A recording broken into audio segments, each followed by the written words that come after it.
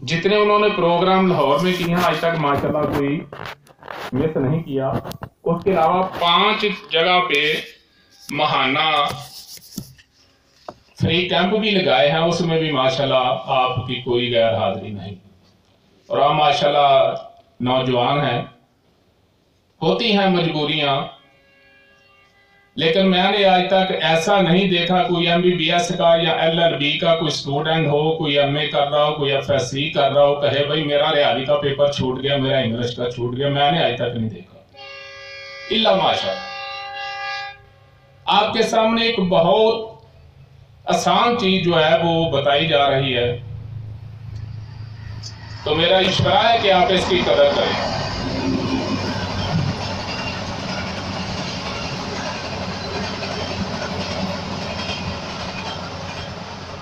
आज हमारा ये 5वां लेक्चर है और इंशाल्लाह 6ठा लेक्चर जो है वो तिबी सेमिनार में होगा। ये DC कॉलोनी के बिल्कुल सामने अल सैयदैन मैरिज हॉल में 22 मार्च बरोज इतवार, और उसके बाद जो नए लेक्चर शुरू होंगे अप्रैल में तिबिया कॉलेजेस के पेपर, मई में रमजान, जून जुलाई शिद्दत की गर्मी। बहरहाल वो फैसला करते हैं कि जून जुलाई में करते हैं या उसके बाद, फिर इंशाल्लाह इतवार को होंगे। और उसमें जो आदमी शमूलियत इख्तियार करना चाहता है उससे 2000 रुपया एडवांस लिया जाएगा। उसके बाद उसकी मर्जी है कि वो 6 लेक्चर अटेंड करे या ना करे, फिर ये उसकी मर्जी है। और इतवार को इसलिए रखा गया, हमारे काफी साथी जो हैं वो सरकारी मुलाजमीन भी हैं, साथ हिकमत का शौक रखते हैं, तो वो जुम्मे को उनको जो है वो नहीं आ सकते थे। और दूसरा ये जो सेमिनार है इसमें इंशाल्लाह तकरीबन 300 आदमी का हमने अरेंज किया है, उसको भरपूर तरीके से। और उसमें एक सबसे अहम और खुशी के बाद हजरत साबर मुल्तानी रहमतुल्लाह अलैह ने सवाने हयात में गालबन उनके ये अल्फाज दर्ज हैं कि तिब्बे यूनानी ही तिब्बे इस्लामी है। अगरचे इसको सही तरह तिब्बे इस्लामी नहीं कहा जा सकता, क्योंकि तिब्बे इस्लामी दरअसल उसके असूलों कवानीन जो है वो कुरान और हदीस के साथ मिलते जुलते होने चाहिए, और इस पर आज तक किसी ने तवज्जो नहीं दी। अलबत्ता आइंदा इस पर कोई काम हो सकता है। तो माशाल्लाह मेरे उस्ताद मोहतरम उस्ताद अल हुकामा हकीम सैयद नेमत अली शाह साहब ने इस पे काम कर लिया है, और कुनूने तिब मिनल कुरान एक किताब की सूरत में इंशाल्लाह उसकी रूनमाई जो है वो 22 मार्च 2020 को इंशाल्लाह 2020 को इंशाल्लाह आपके सामने पेश। अब मैं आपके सामने जो पिछले सवाक हैं उनका एक छोटा सा खुलासा पेश करता हूँ, ताकि नए आने वाले दोस्त जो हैं वो उससे मुस्तफीद हों। अभी मेरा इतना इल्म तो नहीं है, लेकिन ये जरूर है कि मुझे वक्त ज्यादा मिलता है उस्ताद मोहतरम के पास गुजारने का। मैं कोशिश करूंगा, अगर कहीं कमी कुताही रह जाए तो प्लीज माफ कर देना।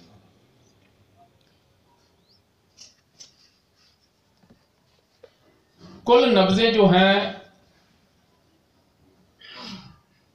मुफरद 3 नब्जे हैं और मुरक्कब 6 हैं। इसको आप असाबी, उजलाती और गुद्दी भी कह सकते हैं, तार, खुशक और गर्म भी कह सकते हैं। ये लफ्जों की लड़ाइयां आप छोड़ दें। उसके बाद 2 नब्जें जो हैं वो असाब की हैं, असाबी गुद्दी और असाबी उजलाती। इसी तरह 2 असाब का तअल्लुक जो है वो दिमाग के साथ है। उसके बाद 2 नब्जें दिल की हैं, उजलाती असाबी व उजलाती गुद्दी। इसका तअल्लुक गुद्दत और दिल और उजलात के साथ है। और उसके बाद गुद्दी उजलाती और गुद्दी असाबी, इसका तअल्लुक जिगर और गुद्दत के साथ है। अभी सबसे पहले सेहत की नब्ज की पहचान होगी तो आप इलाज कर सकेंगे। अगर आपके पास सेहत की नब्ज की पहचान नहीं तो आप कामयाब मुआलिज नहीं बन सकते। क्यों? आपके पास एक मियार नहीं है, आपके पास कोई कसवटी नहीं है। आप तो फिर दवाई पे दवाई देते जाएंगे। तो अगर मरीज पे कहेंगे कि वो कहता है कि मैं तंदुरुस्त हो गया, तो वो तो हर मरीज जो है, वो जो आदमी चलता फिरता है वो कहता है मैं तंदुरुस्त हूं। जब वो चारपाई पे गिर जाता है ना, फिर वो समझता है कि मैं आपको बीमार हूं, हालांकि वो बहुत पहले से बीमार हो जाता है। अभी सबसे पहले जो दूध का जमाना है, जब इंसान पैदा होता है तो उसकी जो नब्ज है वो असाबी गुद्दी होती है, उसमें रतूबात का गलबा होता है, साथ गर्मी होती है। उसके बाद जब वो कोई चीज, रोटी, कुछ थोड़ी बहुत चीज खानी शुरू कर देता है, साल बाद या 6 माह बाद, फिर आहिस्ता आहिस्ता तकरीबन 5-6 साल तक, 7 साल तक उसकी नब्ज जो है वो असाबी उजलाती हो जाती है, और ये उसकी सेहत की नब्ज है। अब जो असाबी गुद्दी जो पहली नब्ज है वो आप इस उंगली पे दबाव देकर महसूस करेंगे, शहादत की उंगली की। और उससे पहले जो सबसे अहम जो बात है कि नब्ज चेक कैसे करनी है, इसमें बहुत सा अवहाम पाया जाता है। एक दिन मेरे ये दोस्त बैठे हुए हैं फैसलाबाद में, गया तो ये उल्टी तरफ से ना इधर से ऐसे चेक कर रहे थे। मैंने कहा भाई ये आप कैसे कर रहे हैं, हमारे पास आप आते भी रहे हैं। ये कहते हैं मुझे फलां आदमी ने कहा था। मैंने कहा अपनी नब्ज चेक करें।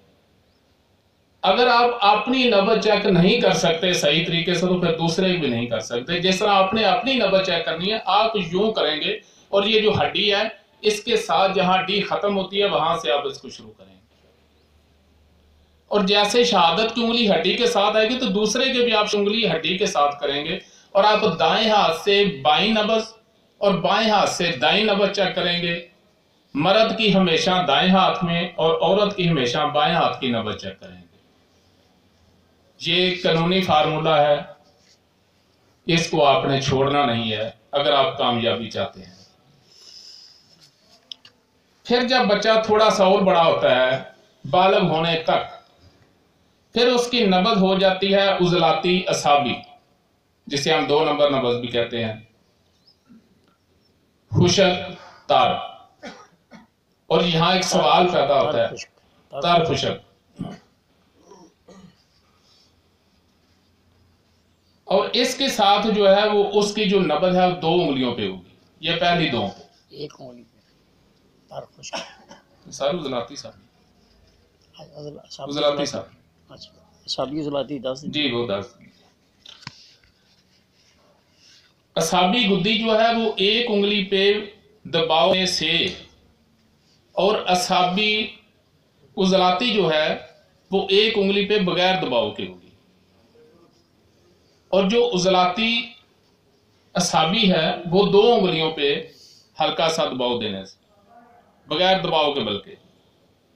उसके बाद उजलाती गुद्दी, ये 3 उंगलियों तक, ये नौजवान की है, जहां तक आएगी पहली 3 पे। अगर आपके पास कोई नौजवान आता है, उसकी 3 उंगलियों पे नब्ज है, तो उसकी ठोकर को, उसकी हर चीज को देखें।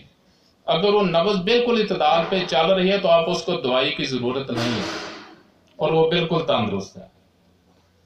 उसके बाद नौजवान औरत की होगी गुद्दी उजलाती, ये 4 उंगलियों पे होगी, ये लंबी होगी और थोड़ा सा मामूली सी नीचे होगी, ज्यादा नहीं, यानी ये भी ऊपर ही महसूस होगी। उसके बाद हैजो वलादत, ये नब्ज होगी दरमियान वाली 2 उंगलियों में, इस पे और इसमें, ये उनकी तंदुरुस्ती की नब्जें हैं। अब इसके आगे कि आदमी बीमार क्यों होता है, असबाबे में मर्जा हैं, सोना, उठना, खाना पीना, मौसम, ये सब चीजें जो है इसमें वो शामिल हैं। अब नब्ज बिगड़कर या आगे को जाएगी या पीछे को जाएगी। एक नौजवान है, उसकी उजलाती गुद्दी नब्ज है, खुशक गर्म नब्ज है। अभी उसने गर्म खुशक चीजें खानी शुरू कर दी या गर्म तर चीजें ज्यादा लेनी शुरू कर दी, तो उसकी नब्ज जो है वो आगे की तरफ चली जाएगी। अभी यहां सवाल कोई करेगा भाई कहां तक जाएगी, ये उसके खुराक पे डिपेंड करता है कि वो नब्ज कहां तक जाएगी। इसी तरह अगर वही शख्स खुशक चीजें इस्तेमाल ज्यादा करता है, खुशक तर लेता है, 2 नंबर चीजें लेता है, उजलाती असाबी लेता है, तो उसकी नब्ज जो है वो पीछे को आ जाएगी। अब उसकी नब्ज को बहाल करना ही तंदुरुस्ती है। उसको आपने क्या करना है, अगर वो नब्ज आगे चली गई, अब यहां भी बहुत सारे इख्तलाफात पाए जाते हैं।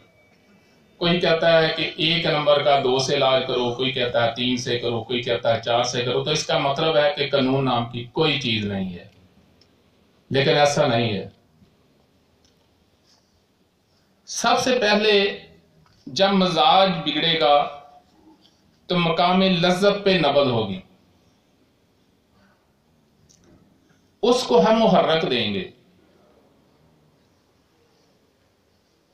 किसी और चीज की जरूरत नहीं है। सबक का ये मेरा है ना, ठीक। अभी उसको आपने जो नब्ज है उसको आपने बहाल करना है। 2 जगह तहरीक होगी, 2 जगह तस्कीन होगी और 2 जगह तहलील होगी। इसकी वजाहत भी आज के सबक में उस्ताद मोहतरम इंशाल्लाह आपके सामने रखेंगे। लेकिन ये नहीं है कि अभी इब्तदाई मराहल में है तो आप उसको हाइपोटेंसी जो है वो देनी शुरू कर दें। वो उसके मिजाज के मुताबिक ही जो है वो दवाई दी जा सकती है। दूसरी एक बात है कि आप तमाम दोस्तों से गुजारिश है कि हमारा YouTube चैनल जिस शख्स के पास जो आप में से सब्सक्राइबर नहीं है वो सब्सक्राइब कर लें। तर्जुमान तिब कदीम व जदीद के नाम पे आपको सादे मोहतरम के हर लेक्चर जो है वहाँ अवेलेबल आपको मिल सकता है।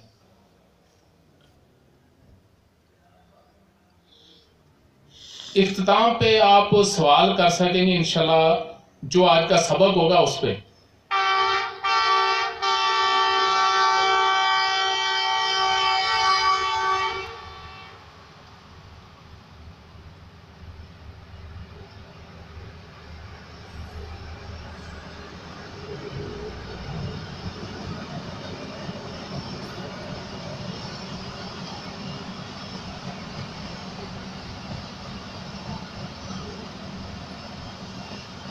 अभी मुख्तलिफ दोस्त मुख्तलिफ सवालात करते हैं,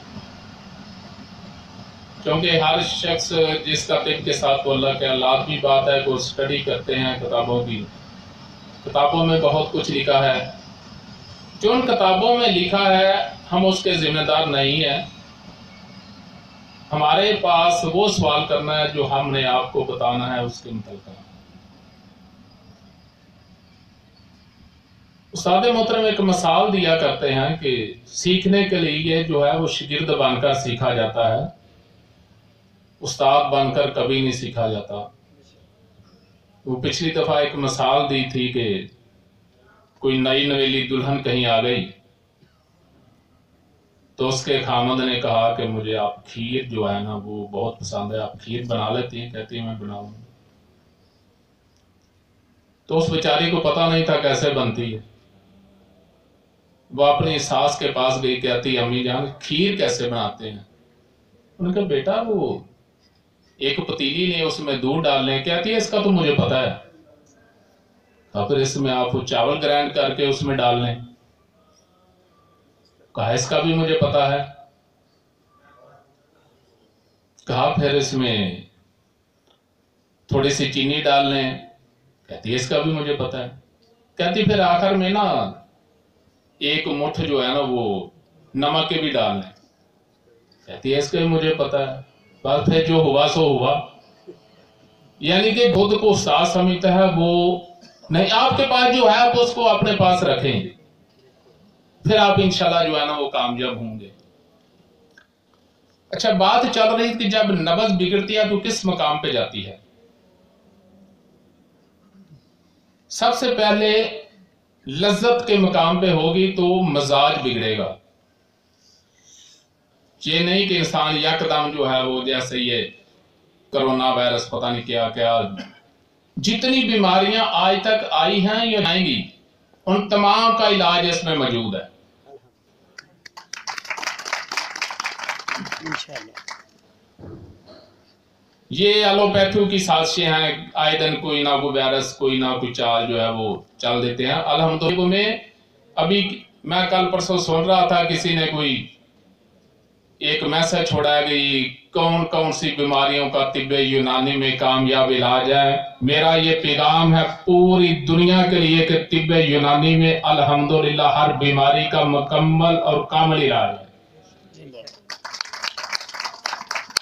चाहे कैंसर है, चाहे बगंदर है, चाहे फालज है, चाहे कुछ भी है अल्हम्दुलिल्लाह। लेकिन उसमें आपको समझ बूझ होनी चाहिए।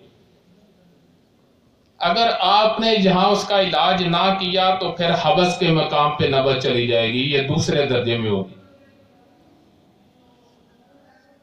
उस वक्त इखलाक मुतासर होंगे। अगर यहां पर आपने नब्ज को कंट्रोल ना किया, उसकी बीमारी को कंट्रोल ना किया, तो ये मरहला की तरफ बढ़ता बढ़ता कब्ज पे चला जाएगा और ये हर तहरीक में होगा। अक्सर लोग समझते हैं कि 3 नंबर नब्ज में ही या 2 नंबर नब्ज में ही कब्ज होती है, ऐसा नहीं है। हर बिगड़ी हुई नब्ज के 6 मदारज हैं। लज्जत है, हबस है, कब्ज है, सोदश है, वरम है और एंड पे ज़ोफ है। ये ऐसा नहीं है कि ये किसी एक नब्ज के लिए होगा। जो भी नब्ज आपकी बिगड़ गई आपने उसको देखना है कि किस दर्जे पे है, उसके मुताबिक आपने इलाज करना है। अब वो देना क्या है ये उस्ताद मोहतरम अभी थोड़ी देर के बाद आपको बताएंगे कि उसका कायदा कुलिया और कानून क्या है। अगर आपने कब्ज के मामले पे इसको ना रोका तो यहां अज़ा जो है वो मुतासर होने शुरू हो जाएंगे और मर्ज जो है बतदरीज जो है वो आगे की तरफ चलेगा। उसके बाद सोदश के मकाम पे चला जाएगा, फिर अरवा मुतासर होना शुरू हो जाएंगे। अगर सोदश पर भी आपने उसको कंट्रोल ना किया तो आगे की तरफ जो है ये बीमारी चली जाएगी और आपके कबा जो है वो मुतासर होने शुरू हो जाएंगे।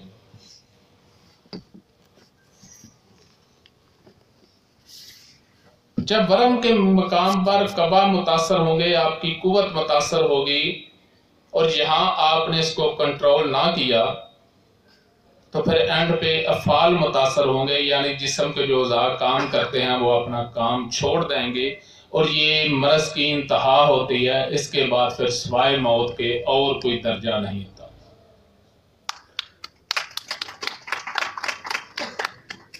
ये 6 नब्जें आपने सेहत वाली जो है उनको याद करना है और उसके बाद नब्ज बिगड़ने की 2 ही सूरतें हैं, या वो आगे को जाएंगी या वो पीछे को चली जाएगी। आपने उसको इत्दाल पे लाना है। उसके आगे वाली जो 2 मकामी तस्कीन को आपने हमेशा दुआई देनी है।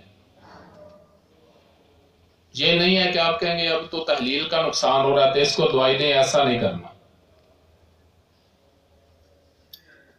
आपने हमेशा मकामी तस्कीन को, साबर मुतानी रहमतुल्लाह अलैह लिखते हैं कि मकामी तस्कीन को तहरीक देने से तमाम मर्ज जो हैं वो रफा हो जाते हैं। लेकिन उसके दर्जे का आपने ख्याल रखना है, वो किस दर्जे पे है, पहले पे है, दूसरे पे है, तीसरे पे है, चौथे पे है या 5वें पे है या 6ठे पे है। पहले और दूसरे दर्जे पे नब्ज जो है वो उसमें कवीपन होगा। अभी उसकी एक इब्तदा है, एक इंतहा है, पहला और दूसरा दर्जा हो गया। तो ये तहरीक के मर्ज होंगे, जहां पर तहरीक जो है मुतासर होगी, उसमें अकड़ाव होगा, दर्द होगा। तस्कीन वाले मकाम पे अकड़ाव नहीं होता, ना दर्द होता है। वहां खारिश होती है और जहर इकट्ठे हो जाते हैं। और तहलील वाला जो है वो लटक जाता है, फालज हो जाता है, खदरपन हो जाता है, पिघल जाता है। जब पहले मदारज से, पहले और दूसरे मदारज से आगे जाएगी तो फिर नब्ज में तेजीपन आ जाएगा। उस तेजीपन की एक इब्तदा है, एक इंतहा है। इसी तरह उसके बाद नब्ज जो है वो ज़ौफ़ में चली जाएगी, उसकी भी एक इब्तदा होगी, एक इंतहा होगी। लज्जत के मकाम पर मजाज मुतासर होंगे, हबस के मकाम पर इखलाक मुतासर होंगी। जब कब्ज़ के दर्जे पर पहुंचेगी तो इज़ा मुतासर होंगे, जब सोजश पर होगी तो अरवा मुतासर होंगे, और जब वरम पे होंगे तो फिर कबा मुतासर होंगे, और जब इंतहाई ज़ौफ़ होगा तो फिर अफ़आल मुतासर होंगे। लज्जत और हबस, यहां तक तहरीक का नुकसान हो रहा होता है, तहरीक वाले उज़व का। उसके बाद फिर अगर यहां कंट्रोल ना किया जाए तो फिर तस्कीन, इसकी जो इंतहा है वो सोजश तक है तहरीक की, और उसके साथ तस्कीन का नुकसान जो होना है वो शुरू हो जाता है। अगर यहां तस्कीन वाला मकाम जो है वो रिसना शुरू कर दे तो फिर ये कैंसर की पोजीशन में चला जाएगा, और अगर यहां वो ना रिसे तो फिर बीमारी जो है वो आगे को चली जाएगी। फिर उसमें कबा मुतासर होंगे और अफाल मुतासर होंगे। इस फार्मूले को आपने याद रखना है। ये 6 नब्ज़े कुल अमराज, इसमें अल्हम्दुलिल्लाह पूरे समंदर को बंद किया है, लेकिन उसको समझने के लिए जो है वो उस्ताद की ज़रूरत जो है वो ज़रूर है। ये मेरे मुहतरम मलक सिकंदर भाई पेशावर से, उस्ताद मोहतरम को इन्होंने एक दफ़ा फ़ोन किया तो तकरीबन 22-23 मिनट कहते हैं गुफ्तगू हुई। कोई सवाल पूछा तो कहते हैं मुझे 22-23 मिनट में उसकी समझ नहीं आई। फिर वहां से गाड़ी पे बैठे, गुजरांवाला का सफर किया, इधर 3-4 दोस्त आए, कहते हैं वही सवाल मैंने यहां किया और 1-1.5 मिनट में मुझे उसकी समझ आ गई। ये भी बात है, ये जो इतने अदारे बनते हैं इसका कोई खास मकसद होता है। सिर्फ स्टडी करने से, मुतालिया करने से आप किसी काम में भी कामयाब नहीं हो जा सकते जब तक उसका कोई प्रैक्टिकल ना हो, किसी उस्ताद की निगरानी में ना हो।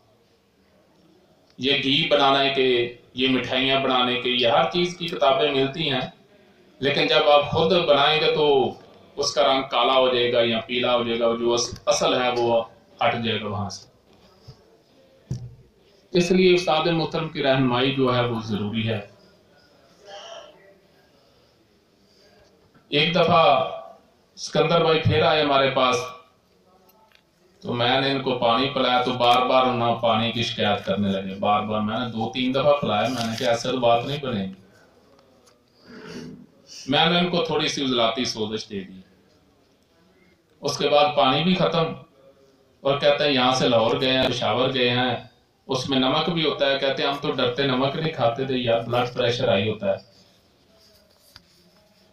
कहते हैं जो बार बार पेशाब आता था वो शुगर का मामला था, वो भी खत्म। हम बहुत अशाश बाज में पूरे टफ होकर वापस पेशावर गए हैं।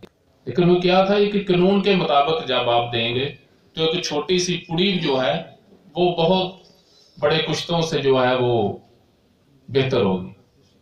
अगर आप कानून के बगैर नहीं देंगे तो फिर चाहे आप कुश्ता सोना भी दे भी कुश्ता राख ही साबित होगा। और जितने मरकबात हैं वो भी आप दे सकते हैं जो बने हुए हैं फैक्ट्रियों के, लेकिन उनका आपने एक मिजाज मुतय्यन करके देना है। तो अभी इन्हीं अल्फाज पे मैं इख्तिताम को जाता हूँ और उस्ताद मोहतरम इंशाल्लाह मज़ीद जो है वो आपके सामने ज़ाती लेक्चर जो है वो देंगे। अल्लाह हाफ़िज़।